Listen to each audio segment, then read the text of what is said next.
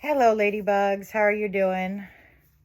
I know I haven't done a lot of baby videos lately. I've been doing a lot of cooking and other types of videos, but I promise you the rest of the week is going to be baby videos. But we're going to read tonight because it's reading day. It's Tuesday, so we're going to read. And yeah, we'll pick a baby to hold. So when we left off last Friday, let me pick a baby. Let's hold Gretel today. Let's hold little Gretel. Here's Gretel. She's so pretty. I love all my Ping Lao babies. Hi, Gretel. You're going to listen to the story today. So when we left off, he was in town, and he had gone to the shop to get some cloth, I believe, for his family, and he went up in the slide and came down and landed on his back, if I remember correctly. And the last thing he said was, I couldn't understand these town people. If they weren't staring at a fellow, they were laughing at him. Okay, so we're on chapter 5 of Where the Red Fern Grows. On arriving at the depot, my nerve failed me. I was afraid to go in. I didn't know what I was scared of, but I was scared. Before going around to the front, I peeked in a window. The station master was in his office looking at some papers. He was wearing a funny little cap that had no top on it. He looked friendly enough, but I still couldn't muster up enough courage to go in. I cocked my ear to see if I could hear the puppies crying, but I could hear nothing. A bird started chirping. It was a yellow canary in a cage. The station master walked over and gave it some water. I thought, anyone that is kind to birds surely wouldn't be mean to a boy. With my courage built up, I walked around the front and eased myself past the office. He glanced up at me and turned back to the papers. I walked clear around the depot and again walked slowly past the office. Glancing from the corner of my eye, I saw the station master looking at me, smiling. He opened the door and came out on the platform. I stopped and leaned against the building. Yawning and stretching his arms, he said, "It sure is hot today. It doesn't look like it's ever going to rain." I looked up at the sky and said, "Yes, sir, it is hot, and we sure could do with a good rain. I know we need one bad up where I'm from." He asked where I lived. I told him up the river a ways. "You know," he said, "I have some puppies in there for a boy that lives up on the river. His name is Billy Coleman. I know his dad, but have never seen the boy. I figured he would be in after them today." On hearing this remark, my heart jumped clear up in my throat. I thought surely it was going to hop right out of the depot platform. I looked up and tried to tell him who I was, but something went wrong. When the words finally came out, they sounded like the squeaky old pulley on our well when Mama drew up a bucket of water. I could see a twinkle in the station master's eyes. He came over and laid his hand on my shoulder. In a friendly voice, he said, "So you're Billy Coleman. How is your dad?" I told him Papa was fine and handed him the slip my grandpa had given me. "They sure are fine-looking pups," he said. "You'll have to go around to the freight door." I'm sure my feet never touched the ground as I flew around the building. He unlocked the door and I stepped in, looking for my dogs. I couldn't see anything but boxes, barrels, old trunks, and some rolls of barbed wire. The kindly station master walked over to one of the boxes. "Do you want a box and all?" he said. I told him I didn't want the box. All I wanted was the dogs. "How are you going to carry them?" he asked. "I think they're too young to follow." I held out my gunny sack. He looked at me and looked at the sack. Chuckling, he said, "Well, I guess dogs can be carried that way, same as anything else. But we'll have to cut a couple of holes to stick their heads through so they won't smother." Getting a claw hammer, he started tearing the top off the box. As the nails gave way, the boards splintered. I heard several puppy whimpers. I didn't walk over. I just stood there and waited. After what seemed like hours, the box was open. He reached in and lifted the pups out and set them down on the floor. "Well, here they are," he said. "What do you think of them?" I didn't answer. I couldn't. All I could do was stare at them. They seemed to be blinded by the light and kept blinking their eyes. One sat down on his little rear and started crying. The other one waddled around and whimpered. I wanted so bad to step over and pick them up. Several times I tried to move my feet, but they seemed to be nailed to the floor. I knew the pups were mine, all mine, yet I couldn't move. My heart started acting like a drunk grasshopper. I tried to swallow but couldn't. My Adam's apple wouldn't work. One pup started my way. I held my breath. On he came until I felt a scratchy little foot on mine. The other pup followed. A warm puppy tongue caressed my sore foot. I heard the station master say, "They already know you." I knelt down and gathered them in my arms. I buried my face between their wriggling bodies and cried. The station master, sensing something more than just two dogs and a boy, waited in silence. Rising up with the two pups held close to my chest, I asked if I owe anything. He said, "There's a small feed bill, but I can take care of that. It's not much anyways." Then taking his knife, he cut 2 slits in the sack. He put the pups in and worked their heads through the holes. As he handed the sack to me, he said, "Well, there you are. Goodbye and good hunting." Walking down the street towards town, I thought, now maybe the people won't stare at me when they see what I've got. After all, not every boy owns 2 good hounds. Turning the corner onto Main Street, I threw out my chest. I hadn't gone far before I realized the reception I got wasn't what I thought it would be. People began to stop and stare. Some even snickered. I couldn't understand why they were staring. Surely it couldn't be at the 2 beautiful hound pups sticking out of my gunny sack. Thinking maybe there was a hole in the seat of my breeches, I looked over to my reflection in a plate glass window. I craned my neck for a better view of my rear. All I could see was the patch there and a few threadbare spots, but no whiteness was showing through. I figured that people were just jealous because they didn't have 2 good hounds like I did. I saw a drunk coming. He staggered all over the street. Then just as he passed me, I heard him stop. As I looked back, I saw him staring wide-eyed at my sack. Closing his eyes, he rubbed them with his hands. Opening them again, he stared, shaking his head as he staggered down the street. All the people around began to roar with laughter. Someone shouted, "What's the matter, John? You seeing things today?" I hurried on, wanting to get away from the stares and the snickers. It wouldn't have happened again in 100 years, but there they came, the same 2 old women I'd met before. We stopped and had another glaring fight. One said, "I declare." The other snorted, "Well, I never." My face burned. I couldn't take any more. After all, a man can only stand so much and no more. In a loud voice, I said, "You may have these people fooled with those expensive-looking feathers in your hats, but I know what they are. They're goose feathers, painted with iodine." One started to say something, but her words were drowned out by the roaring laughter from all around. Gathering up their long skirts, they swished on down the street. All around me, people began to shout questions and laugh. One wanted to know if I had the mother in the sack. Storekeepers stepped out and gawked. I could see the end of the street, but it looked as if it were 100 miles away. My face was red as a foxtail. I ducked my head, tightened my grip on my sack, and walked on. I didn't know where they came from, but like chickens coming home to roost, they flocked around me. Most of them were about my age. Some were a little bigger, some smaller. They ganged around me, screaming and yelling. They started clapping their hands and chanting, the dog boy has come to town. The dog boy has come to town." My heart burst. Tears came rolling. The day I had waited for so long had turned black and ugly. The leader of the gang was about my size. He had a dirty, freckled face, and 2 front teeth were missing.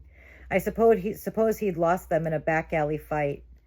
His shock of yellow, sunburnt hair bobbed up and down as he skipped and jumped to the rhythm of the dog boy song. He wore a pair of cowboy boots. They were 2 sizes too big for him, no doubt handed down by an older brother. He stomped on my right foot. I looked down and saw a drop of blood ooze out from under the broken nail. It hurt like the dickens, but I gritted my teeth and walked on. The freckle face pulled the ear of my little girl pup. I heard her painful cry. That was too much. I hadn't worked 2 hard, long years for my pups to have some freckled-faced punk pull their ears. Swinging the sack from my shoulder, I walked over and set it down in a doorway. As I turned around to face the mob, I doubled up my fist and took a Jack Dempsey stance. Freckleface said, So, you want to fight? He came in swinging. I reached way back in Arkansas somewhere. By the time my fist had traveled all the way down the Cherokee Strip, there was a lot of power behind it. Smack on the end of Freck's nose, it exploded. With a loud grunt, he sat down on the dusty street. Grabbing his nose with both hands, he started rocking and moaning. I saw blood squeeze out from between his fingers. Another one sailed in. He didn't want to fight. He wanted to wrestle. He stuck a finger in my mouth. I ground down, shaking his hand and yelling like a hoot owl after him. He ran across the street. Another one bored in. I aimed for his eye, but my aim was a little low and I caught him in the Adam's apple. A sick look came over his face. Bending over, croaking like a bullfrog that had been caught by a water moccasin, he started going around in a circle. But there were too many of them. By sheer weight and numbers, they pulled me down. I managed to twist over on my stomach and buried my face in my arms. I could feel them beating and kicking my body. All at once, the beating stopped. I heard loud cries from the gang. Turning over on my back, I was just in time to see the big marshal plant a number 12 boot on the seat of the last kid, and I just knew I was next. I wondered if he would kick me while I was down. I lay where I was. He started toward me. I closed my eyes really tight. I felt a hand as big as an anvil clamp on my shoulder. I thought, he's going to stand me up and then knock me down for sure. He raised me to a sitting position. His deep, friendly voice said, "Are you all right, son?" I opened my eyes and there was a big smile on his wide, rugged face. "Kobe, no." Sorry. In a choking voice, I said, "Yes, sir, I'm all right." He helped me to my feet. His big hand started brushing the dust from my clothes. "Those kids are pretty tough, son," he said, "but they're really not bad. They'll grow up someday." "Marshal," I said, "I wouldn't have fought them, but they pulled my pup's ears." He looked over at my sack. One pup had worked its way almost out through the hole. The other one's head and two little paws were sticking out. Both of them were whimpering. A smile spread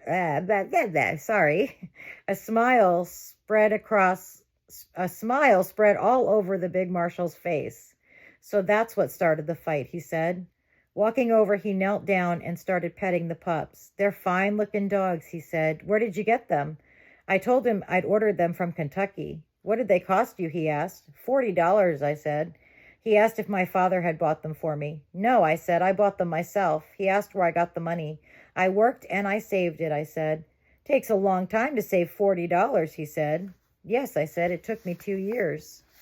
2 years, he exclaimed. I saw an outraged look come over the marshal's face. Reaching up, he pushed his hat back. Glancing up and down the street, I heard him mutter, "There's not one in that bunch with that kind of grit." Picking up my sack, I said, "Thanks for helping me out. I guess I better be heading for home." He asked where I lived. I said, "Up the river a ways." He said, "Well, you've got time for a bottle of pop before you go, haven't you?" I started to say no, but looking at his big, friendly smile, I smiled back and said, "Yeah, I guess I have." Walking into the general store, the marshal went over to a large red box and pulled back the lid. He asked what kind I wanted. I'd never had a bottle of pop in my life and didn't know what to say. Sensing my hesitation, he said, "This strawberry looks pretty good." I said that would be fine. The cool pop felt wonderful on my hot, dry throat. My dark little world had brightened up again. I had my pups and had found a wonderful friend. I knew that the stories I had heard about marshals weren't true. Never again would I be scared when I saw one. Back out on the street, I shook hands with the marshal, saying as I did, "If you're ever up my part of the country, come over and see me. You can find our place by asking at my grandfather's store." "Store," he said. "Why, the only store upriver is about 30 miles from here." "Yes," I said, "that's my grandpa's place." He asked if I was afoot. "Yes," I said. "You won't make it tonight," he said, "will you?" "No," I said, "I intend to camp out somewhere." I saw he was bothered. "I'll be all right," I said. "I'm not scared of the mountains." He looked at me and my pups. Taking off his hat, he scratched his head. Chuckling deep down in his barrel-like chest, he said, "Yes, I guess you will be all right. Well, goodbye and good luck, and if you're ever in town again, look me up." From far down the street, I looked back. The marshal was still standing where I'd left him. He waved his hand, and I waved back. On the outskirts of town, I stopped and picked up a can and my provisions. I hadn't gone far before I realized I had undertaken a tough job. The sack became heavier and heavier. For a while, my pups cried and whimpered. They had long since pulled their heads back in the sack. I would peek in at them every once in a while, and they were doing all right. Curled up in two little round balls on my bundles, they were fast asleep. Deep in the heart of Sparrowhawk Mountains, night overtook me. There, in a cave with a stream close by, I put up for the night. Taking my pups and the bundles from the gunny sack, I used it to gather leaves to make us a bed. My pups followed me on every trip, whimpering and crying, tumbling and falling over sticks and rocks. After the bed was made, I built a fire. In a can of water from a mountain stream, I boiled 3 eggs. Next, I boiled half of the remaining salt pork. Cutting the meat into small pieces, I fed it to my pups. Each of us had a piece of candy for dessert. My pups enjoyed the candy. With their needle-sharp teeth, they gnawed and worried with it until it was melted away. While they were busy playing, I dragged up several large timbers and built a fire which would last for hours. In a short time, the cave grew warm and comfortable from the heat. The leaves were soft and felt good to my tired body and sore feet. As I lay stretched out, my pups crawled up all over me. I played with them. They would waddle up to the front of the cave, look at the fire, and then come scampering back to roll and play in the soft leaves. I noticed the boy dog was much larger than the girl dog. He was deeper red in color. His chest was broad and solid. His puppy muscles nodded and rippled under the velvety skin. He was different in every way. He would go close to the fire. I saw right away he was bold and aggressive. Once he ran around the fire and ventured out into the darkness. I waited to see if he would come back. He came wobbling to the mouth of the cave, but hesitated there. He made several attempts to come back, but the flames were leaping higher by the minute. The space between the fire and the wall of the cave was much hotter than when he had ventured out. Whimpering and crying, he was trying to get around the fire. I said not a word, just watched. The puppy though he was, he did something which brought a smile to my face. Getting as close as he could to the side of the cave, he turned his rump to the fire, hopping sideways, yipping at every jump. He made it through the heat and sailed into the pile of leaves. He had had enough. Curling up in a ball close to me, he went to sleep. The girl pup was small and timid. Her legs and body were short. Her head was small and delicate. She must have been a runt in the litter. I didn't have to look twice to see what she lacked in power she made up for in brains.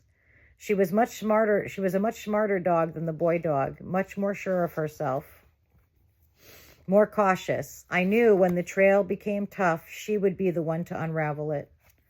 I knew I had a wonderful combination. In my dogs, I had not only power, but the brains along with it. I was a tired boy. My legs were stiff and my feet sore and throbbing. My shoulders were red and raw from the weight of the sack. I covered my pups in the leaves, moved my body as close to them as I could. I knew as the night wore on and the fire died down, the chill would come. Tired but happy, I fell asleep. Along in the silent hours of night, I was awakened. I opened my eyes but didn't move. I lay and listened, trying to figure out what it was that had aroused me. At first, I thought it was one of my pups had awakened me by moving or whimpering. I discarded this thought, for I thought I could see that they were both fast asleep. I decided it was my imagination working. The fire had burned down, leaving only a glowing red body of coals. The cave was dark and silent. Sorry, hold on one second.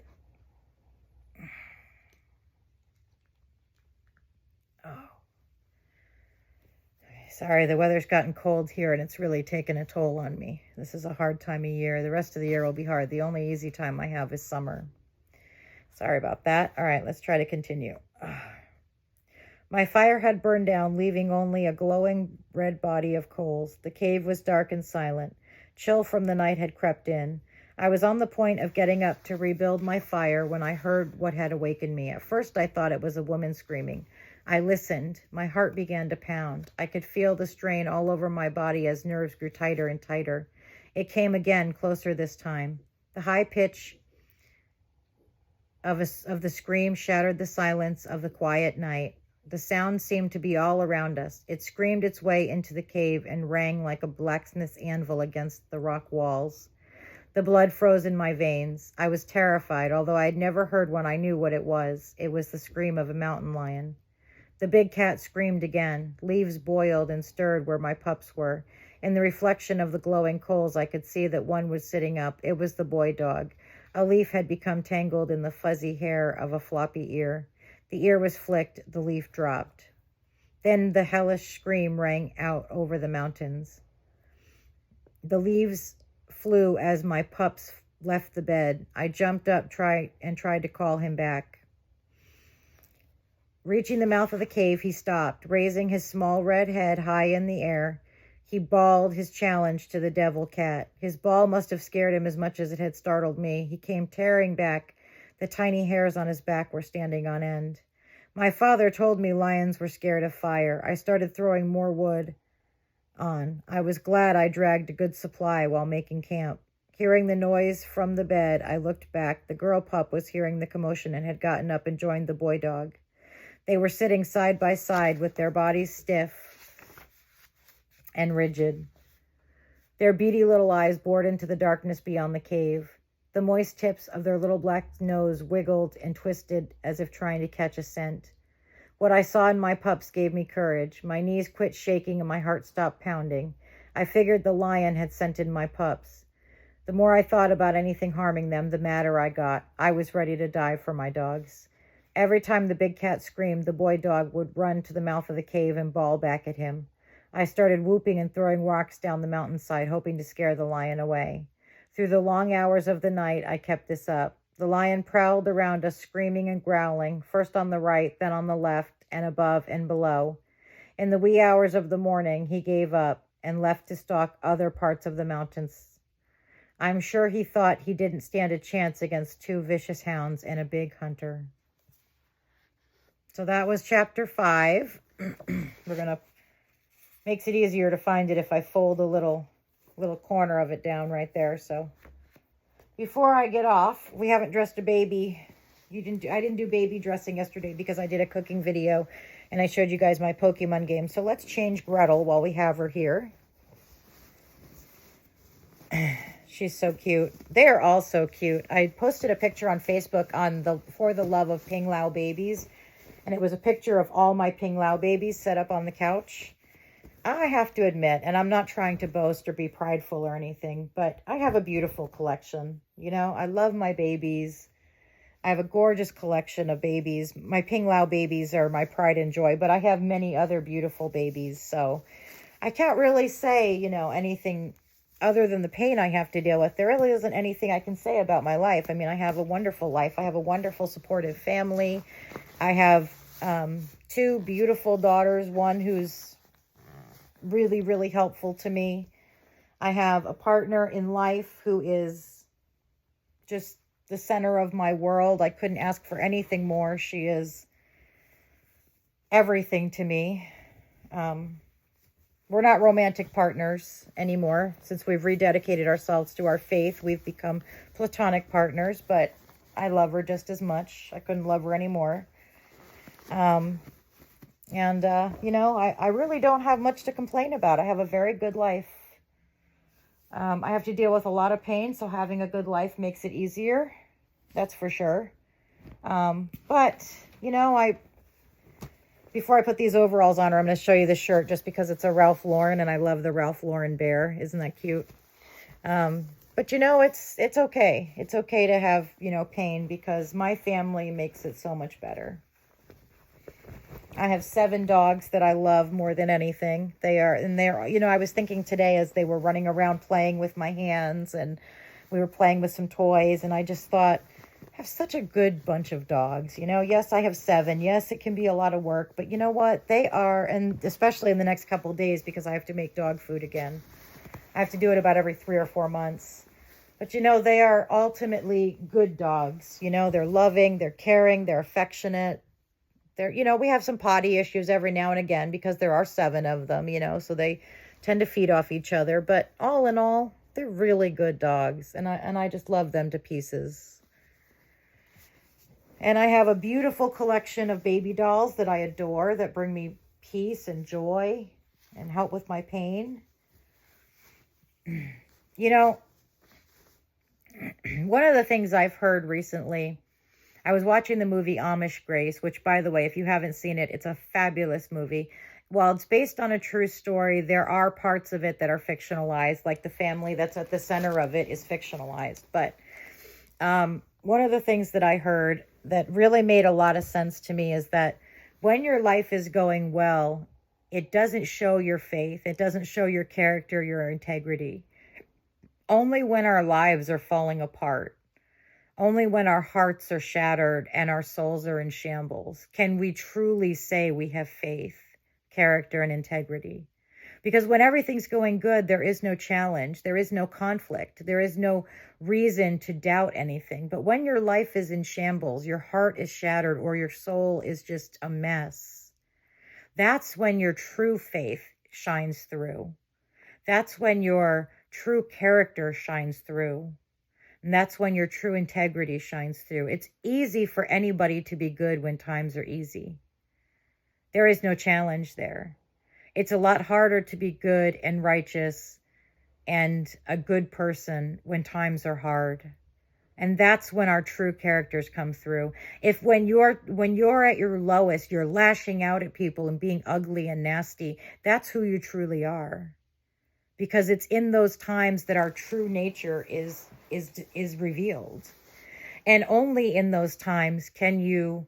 Now, don't get me wrong. It's fine to lash out at people every once and again. We all do it. We all lose our tempers and take things out on people we shouldn't. But if that's your go-to, then that's who you truly are.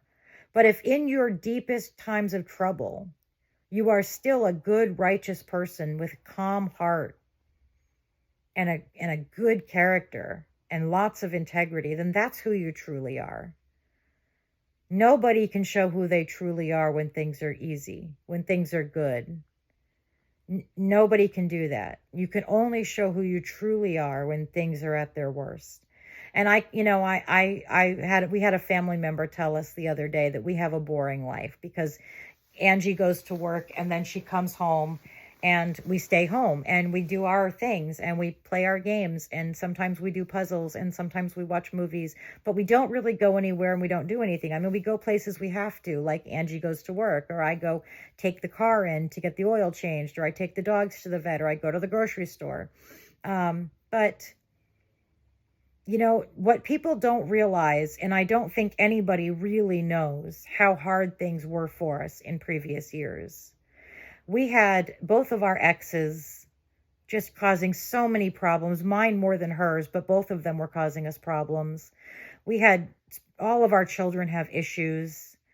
We had CPS called on us and the police called on us, and we had some legal issues. I mean, I don't think people even realize how bad things were at those times.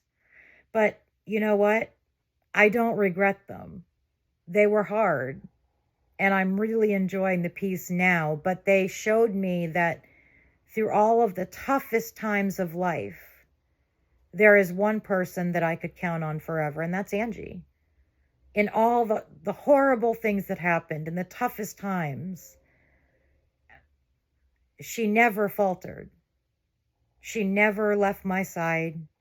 She never stopped worrying about me. You know, when I was married to my ex, we used to argue about doing the dishes. And I would say, you need to do the dishes. I've been with the kids all day. And he would say, no, I worked all day. You need to do the dishes, and blah, blah, blah, blah. And it would go back and forth and back and forth. You know, Angie and I still argue about the dishes, but it's a very different argument. I say, I'll do the dishes. You go sit down and relax. You worked all day.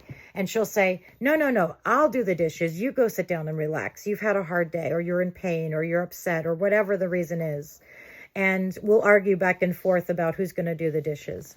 But it's a very different argument because it's an argument out of concern, care, and love. And that makes it different. So if you find someone that you truly are in love with, number one, don't let anything shake your love. If it's true love, it can weather any storm. And number two, grab on with both hands and never let go. because love like that only comes along once in a lifetime. And if you give it up, you'll never find it again. It only comes along once, that true, that deep, and that pure. Angie and I have been together now 20 years, nearly 20 years. And I'll tell you, I've had a really, really bad life in many, many ways. I'm surprised I'm still here. But even in my darkest times with her, they were still good because I knew I had someone I could count on. So if you have someone like that, don't ever let them go. Don't take them for granted. And certainly don't forget to tell them every day how much you love them. Here's another piece of relationship advice I'd like to give you, if you're willing. Number one, always use fair fighting rules. That means you don't call each other names. You don't throw things. You don't take anger out at each other. Angie and I fight once every couple of years, but we've never called each other a name. Now, I'm not saying that she hasn't said, I'm acting like a B, or I haven't said she's acting like a B, but I've never called her a B, and she's never called me one either. Not in anger. Sometimes we'll joke and say something like that, but it's not ever done in anger. We've never put our hands on one another. We've never thrown things at each other. And when we get angry, we talk about the behavior, not about the person. It's very important. This is Joe. This is my little Joey Joy. He is such a sweet little guy. Look at this face. Look over here, Joe. Look over here.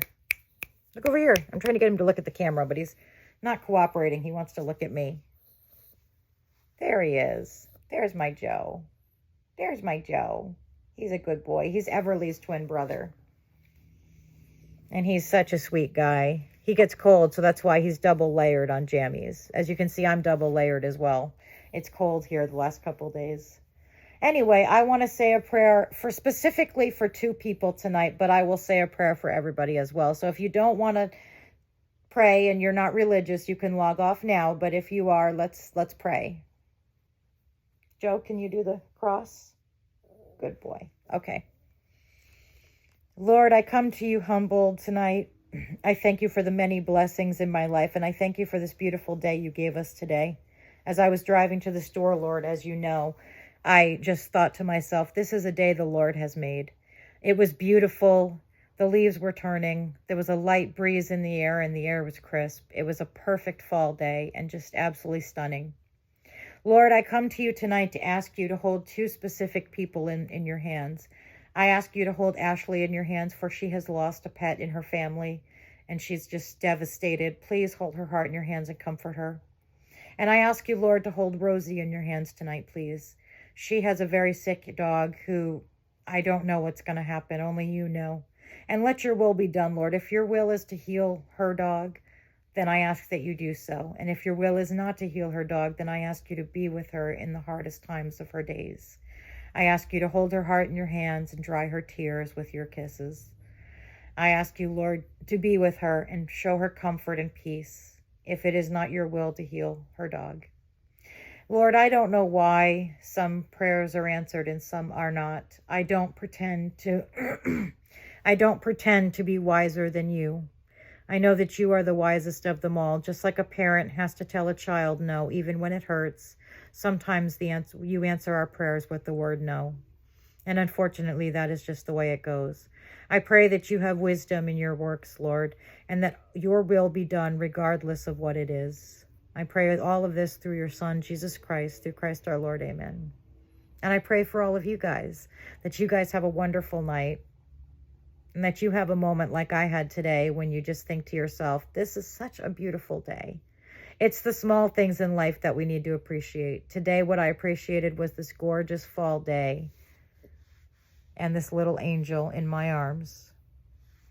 Anyway, I will talk to you guys later. Love you, ladybugs. Bye.